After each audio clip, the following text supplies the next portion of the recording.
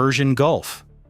The MQ-9 Reaper is, by the standards of what the U.S. military operates on a daily basis, an unremarkable-looking aircraft, 14 meters of wingspan, a pusher propeller, fixed landing gear, a profile that, in silhouette against a gray morning sky, resembles nothing so much as a large model aircraft that has been fitted by a sequence of engineering decisions with approximately $17 million worth of sensors, communications equipment, and weapons capability.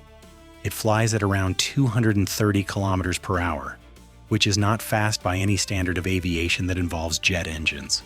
What it can do that compensates for its lack of speed is stay up for 27 hours, orbit at altitude over a target area, and observe everything that occurs below it with sensor packages that were designed by people who take observation seriously. The United States routinely operates MQ-9s over the Persian Gulf and surrounding waters. This is documented public knowledge. The specific orbits, altitudes, and collection parameters are not documented public knowledge, but the general fact of their presence is as established as any aspect of U.S. military operations in the region. The IRGCN surface-to-air missile battery on the southern Iranian coast has known about the MQ-9 orbit that passes through its engagement envelope for a period that the battery commander has been logging as something to watch. He has been watching with the patience of a commander who understands that an engagement opportunity in this area does not arrive frequently and, when it does, requires that everything be aligned. The target in range, the missile system certified and ready, the authorization from the appropriate level of the IRGC command structure in hand, and the political timing consistent with a decision that will generate an international incident regardless of how it is characterized afterward. This morning, for the first time in 7 weeks of watching, everything is aligned. The MQ-9 is at altitude in its standard orbit on a leg that brings it within the battery's maximum engagement envelope. The surface-to-air missile system, an Iranian-developed variant drawing on technology from the Russian SA-7 family and domestically produced components capable against slow-moving targets at moderate altitude, has been certified and is ready. The authorization is in hand. The political timing is, from the battery commander's perspective, not his concern. That determination was made above his level. His concern is the firing solution. The firing solution exists. He gives the order. What happens next is the story. Not just what happens to the MQ-9, because what happens to the MQ-9 is, in the framework of the morning's events, the less significant of the two things that happen simultaneously. What happens to the battery is the more interesting account. The MQ-9 is hit. The missile finds its target. The aircraft comes down over international water, which is where it was when it was engaged. This will become relevant to the diplomatic exchange that follows. The wreckage enters the water. The mission ends. The battery crew celebrates. Here is the genuine operational significance of what just occurred before we discuss what the second MQ-9 records. The IRGCN has successfully engaged a U.S. military aircraft in international airspace with a surface-to-air missile. This is not a trivial event. It is an escalatory act, deliberate, authorized at levels above the battery, and designed to send a message about the IRGCN's willingness and capability to engage U.S. assets in the Gulf. The battery commander was right that the missile would find its target. The MQ-9's flight profile, slow, at moderate altitude, predictable orbit, is within the engagement envelope of the system used. The engagement was technically sound. What the battery commander was not right about is what happens next. Not the immediate aftermath, the celebration, the report to shore, the expected diplomatic response. What he was not fully accounting for is the degree to which the engagement would document itself through assets he had no awareness of in ways that would make the battery's next operational cycle significantly more constrained than the one that just concluded. 22 nautical miles to the south, at the altitude that gives a second MQ-9 exactly the viewing angle it needs, everything that just occurred is on sensor. The second MQ-9 has been in its orbit for 3 hours and 40 minutes. It was not there specifically because someone anticipated that the first MQ-9 was going to be engaged. Predicting specific missile battery activations in real time is not a capability that exists in the form the IRGCN might fear it does. The second MQ-9 was there because the U.S. operates multiple MQ-9s in the Persian Gulf simultaneously. as a function of the surveillance requirement. And the orbit geometry that day placed the second aircraft at a position and altitude from which the engagement envelope of the battery was visible. This is worth dwelling on for a moment because it describes something important about how surveillance infrastructure works at scale. The IRGCN planned against one MQ-9, the one it had been watching for 7 weeks, the one whose orbit it had studied, the one whose engagement window it had waited for. It had not planned against the broader surveillance infrastructure of which that one MQ-9 was a component. That infrastructure does not have gaps that a specific battery engagement can exploit, because the infrastructure is not organized around the coverage of individual orbits. It is organized around the coverage of areas, and areas that are covered by one platform in an orbit are typically overlapped by adjacent platforms in adjacent orbits. The second MQ-9 did not know the first was going to be engaged. It was simply in its orbit doing its job, with its sensors running, when the engagement occurred in its coverage area. When the missile launched, the second MQ-9's sensors were looking at the area where the missile launched from.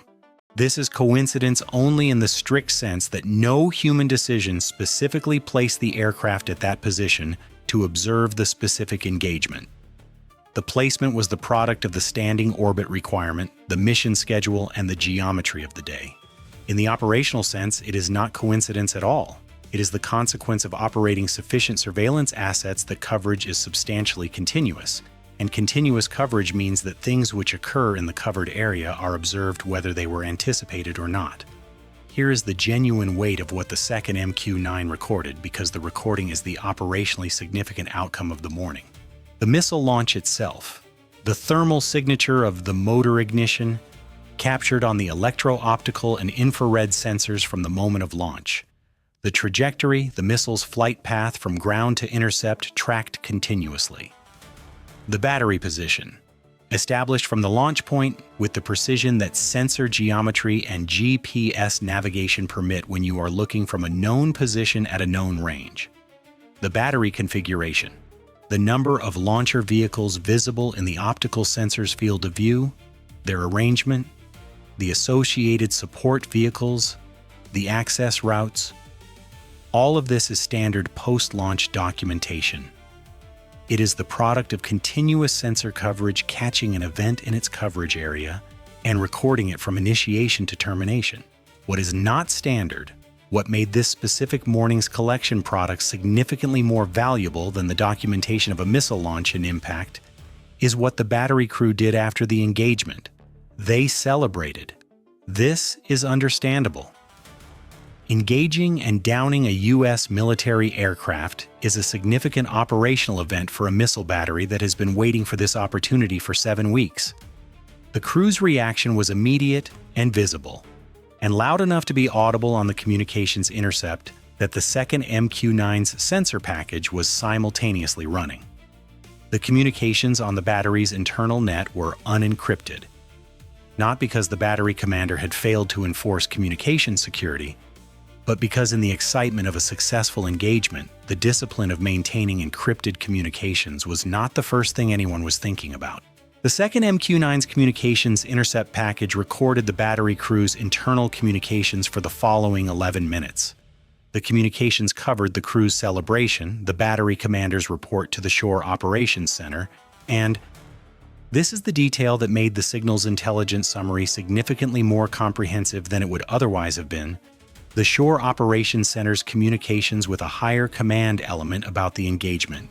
The higher command element's communication is in the collection record. The content is encrypted, but the traffic metadata is not. Which facility transmitted, on which frequencies, at what times, with what communication characteristics. This metadata traces the command chain that authorized the engagement from the battery level upward, which is the organizational map that planners and targeting analysts find extremely useful when they're thinking about how IRGC command decisions flow in real-time operational situations. The battery commander's unencrypted celebration report to the Shore Operations Center was, from a signals intelligence standpoint, a complete operational debriefing of the engagement. The target type, the launch timing, the engagement geometry, the assessment of the outcome. This information delivered in clear voice on an unmonitored frequency by a crew that was celebrating rather than managing communications security, populated fields in the intelligence picture that had previously been estimated rather than confirmed.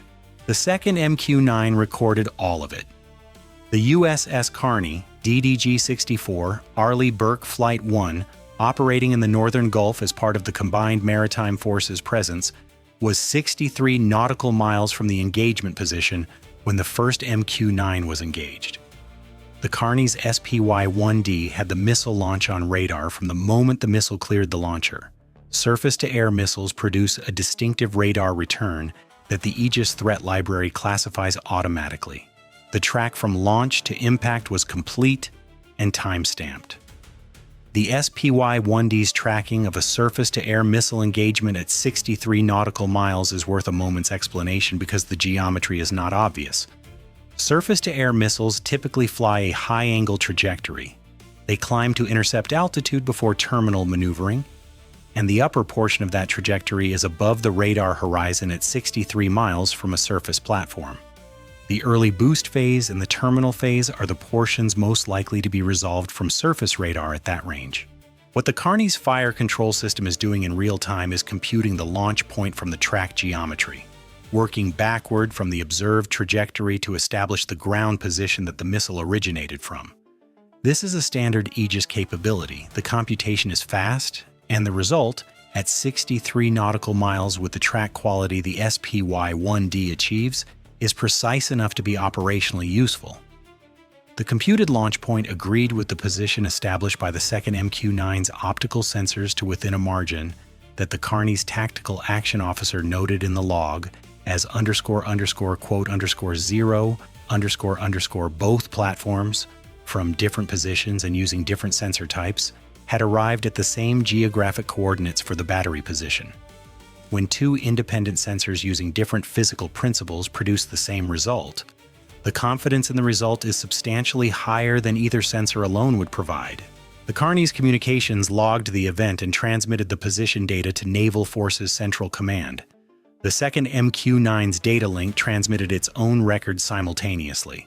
By the time the battery crew had finished their celebration and begun the process of displacing, moving the launcher vehicles from the firing position, as doctrine requires after any engagement, the battery's position had been established by two independent sensors and transmitted to the appropriate authorities. The displacement was noted by the second MQ-9 as well. The vehicle's movement from the firing position, the routes taken, the direction of displacement, and all recorded. The battery moved. The record shows where it moved from, which direction it went, and the approximate speed of the vehicle column. This is a starting point for subsequent satellite tasking that will follow the displacement route until the battery reaches its next staging position. The battery commander knew, in the abstract, that his operation would be observed.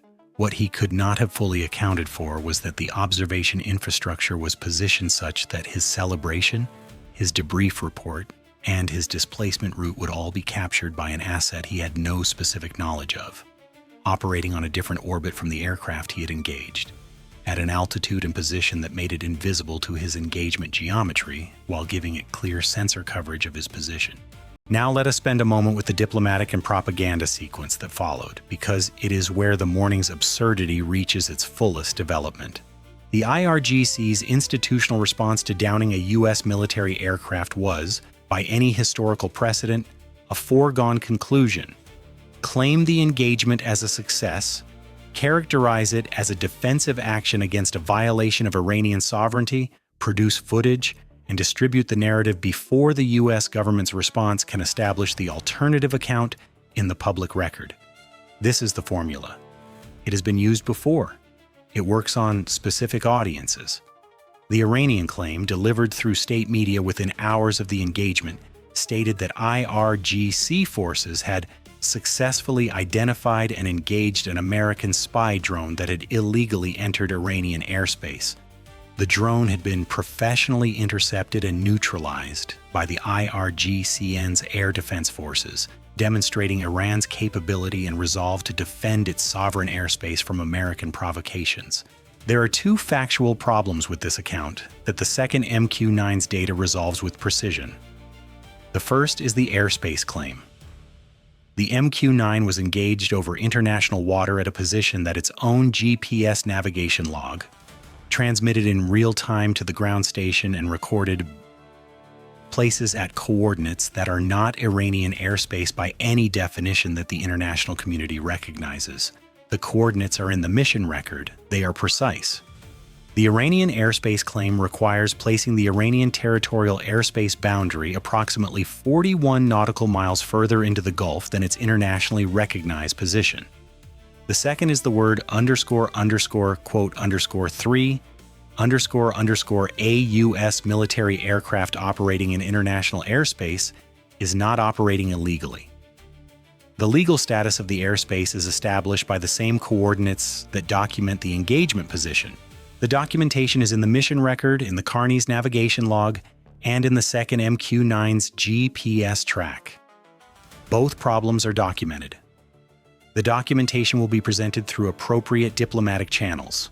The Iranian narrative will be maintained through state media regardless. Both things will be true simultaneously, the narrative and the documentation in parallel for different audiences. This is how these incidents work. The documentation exists to serve a different purpose than refuting state media in real time. It serves the legal record, the allied partner consultations, the congressional briefings, and the operational planning process that follows an engagement like this. The state media narrative serves its own audience. The audiences do not substantially overlap. The documentation is filed where documentation is filed. Now the economics, because the economics of this morning have a specific character. The IRGC fired one surface-to-air missile. The cost of the missile, in the context of Iranian defense procurement, is not public information. Comparable systems in the relevant performance class are typically valued in the range of tens of thousands of dollars per round. The operational cost of the battery, read crew time, maintenance, the 7 weeks of readiness posture, is additional. The political cost of conducting a deliberate engagement of a U.S. military aircraft in international airspace is significant, but not easily monetized. The United States lost one MQ-9, valued at approximately $17 million. This is a real loss. It is also in the framework of the morning's broader collection outcome, a loss that came with a return. The battery position is established, the launch geometry is documented, the command chain metadata is in the signals intelligence record. The battery crew's celebration produced an unencrypted debriefing that populated the intelligence picture. The displacement route was tracked until the satellite took over. The second MQ-9's data, combined with the Carney's radar record, produced an intelligence product whose operational value the U.S. government does not publicly discuss, but whose general category, a complete operational profile of an IRGC surface-to-air missile battery from pre-launch through post-engagement displacement, is the kind of product that takes sustained collection effort to build and rarely arrives complete in a single event. It arrived complete in a single event because the second MQ-9 was in its orbit, and the battery crew was celebrating on an unencrypted frequency. The MQ-9 fleet will absorb the loss. The type is produced in sufficient numbers that a single aircraft is a replacement problem rather than a strategic problem. The loss is real. $17 million and a mission capability gap until the replacement arrives on station. But $17 million against the intelligence product produced this morning is a cost ratio that the U.S. government will not publicize and that the IRGCN has no way to calculate from its side of the engagement. The battery's position is established with dual sensor confirmation. The command chain structure is partially mapped from the communications metadata. The engagement parameters, the specific missile system, the firing geometry, the target altitude and speed profile that constitutes an exploitable window, are documented.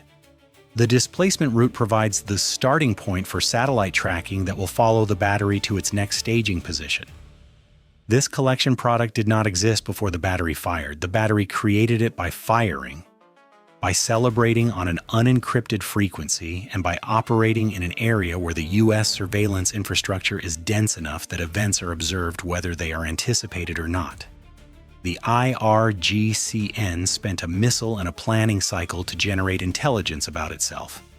The U.S. spent a $17 million drone. and received a comprehensive operational profile of an IRGC surface-to-air missile battery in return. The battery commander gave a good order. The missile found its target. The crew celebrated a legitimate operational success. And the platform they did not know was 22 nautical miles to the south recorded everything from the launch to the last vehicle in the displacement column leaving the firing position. The second MQ-9 completed its mission and returned to base. Its data was processed before the IRGC's evening press conference. The MQ-9 that was engaged will be replaced. The battery position that was established is not being replaced. It is being filed. Bye for now.